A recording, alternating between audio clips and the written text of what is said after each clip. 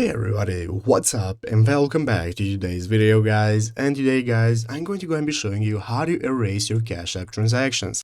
This is a very simple thing to do, so make sure to watch this quick in this video till the very end and follow my steps correctly so you can make sure this works the same for you and you can do this yourself. But yeah guys, let's get straight into it. So first things first guys, you're going to need the Cash App application. So if you do not already have it on your mobile phone, what you can do is open up your App Store on your mobile phone and get started finding it. So you can open up the search bar, and by opening the search bar, you can search for Cash App, find the application, and install it to your mobile phone. So once you have it installed successfully, you can go ahead and open it up. So once you open it up, you can log in either using your phone number or with your login details, whichever way you prefer.